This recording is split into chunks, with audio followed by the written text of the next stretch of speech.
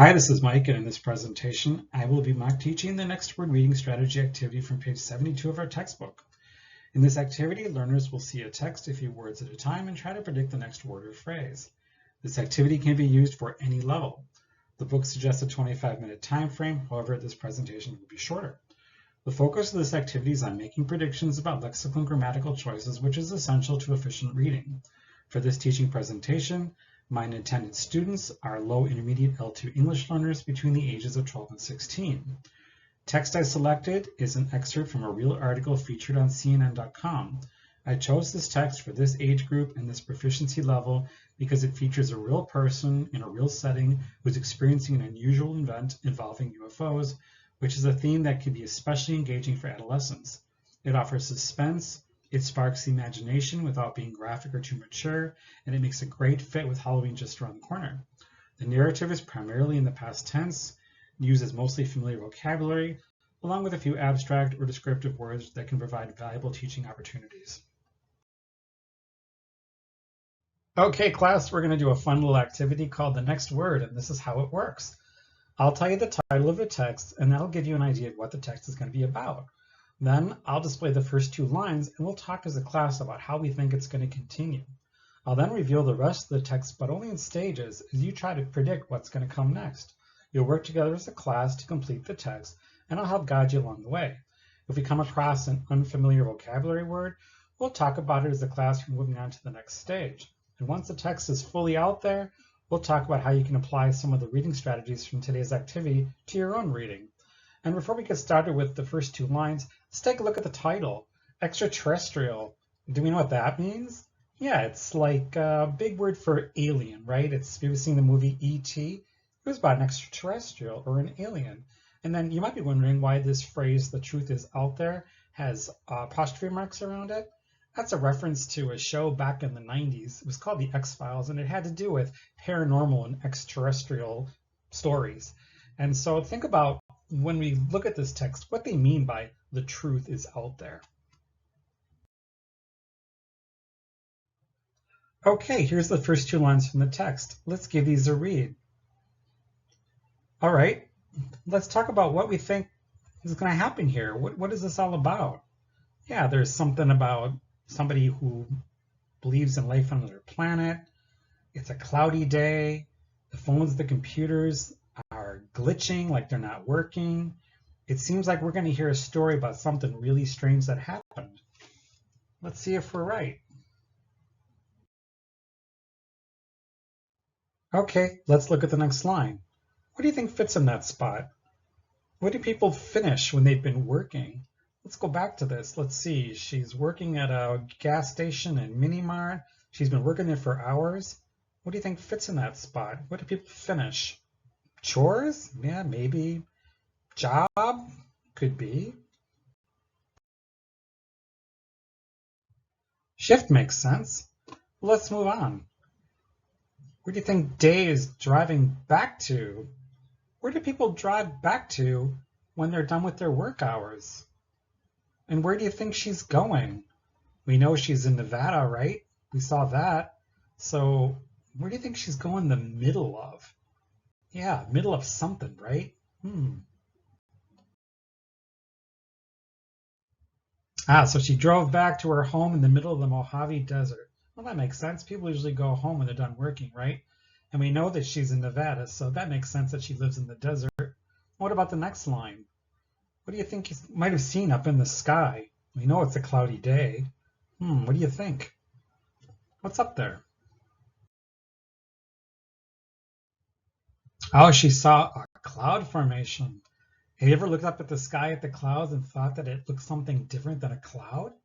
What do you think Fawn saw when she looked up in the sky at the alien Cowpoke Mini Mart? Oh, she saw a cloud formation that looked like a flying saucer. Do you think that was really a flying saucer that she saw? Or just a cloud that looked like a flying saucer? What do you think this word is? How do you think Fawn felt when she looked up to the sky and saw what she thought was a flying saucer? Do you think she was scared? Do you think she was surprised? What kind of word do you think goes here? Think of a verb. Think of a strong word. What does a heart do when it gets scared? Her heart was pounding. Yeah, that's what a heart does if it's scared, right? It goes boom, boom, boom, boom, boom. And what do you think happened next? Let's see. Oh, what do you think you do when you look up and you see something? You just can't believe what you're seeing. You want to be sure that you're not what? Dreaming? Maybe. She blinked to make sure she wasn't hallucinating. Yeah, hallucinating is like imagining something that isn't there. What about the next sentence? What do you think she was looking at? Hovering. What does hovering remind you of? If something's hovering, where is it in relation to where you are?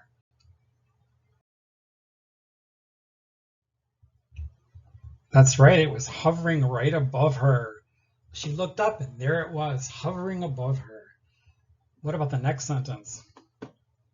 What would you grab if you saw something that looked like a flying saucer hovering right above you? Would you want people to believe what you saw?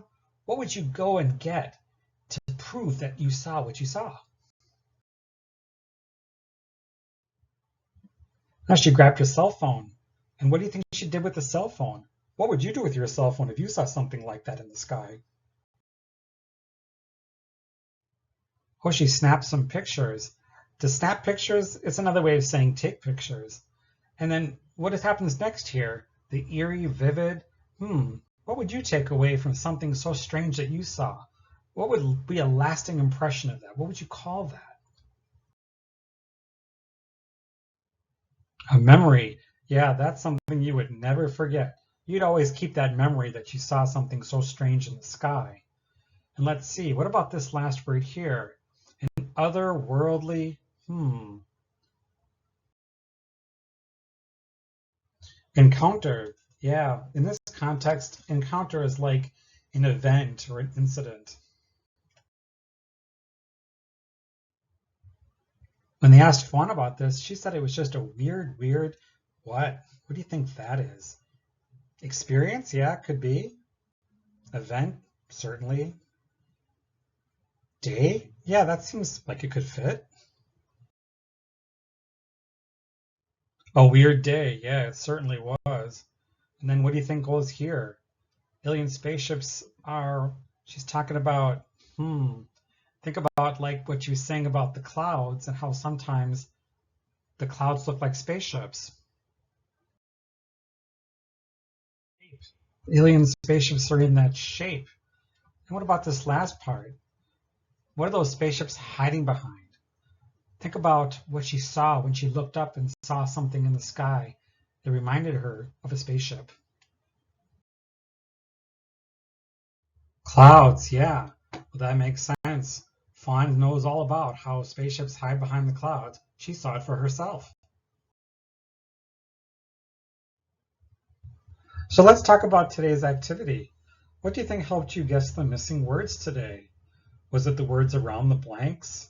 Did you imagine what made sense in the story? It kind of helped, right, to kind of think about what's going on? Or did the grammar kind of help you out? You could kind of tell this is going to be a verb or a noun. These are the kind of things you can apply when you're doing your own readings. Look at the context. What's happening in the story? Think about the kind of word that fits.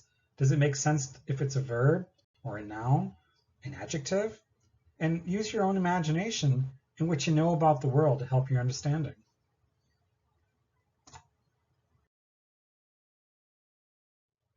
So that's my presentation on using the next word activity. I think it's a fun and engaging activity that can work well with learners participating as a whole class. In an authentic classroom setting with more time, I would probably reveal the text in much smaller increments than I did in this presentation. But for purposes of this demonstration, I just want to give you an idea of how the activity works and how it can be used to support reading strategies in the classroom. Thanks for listening.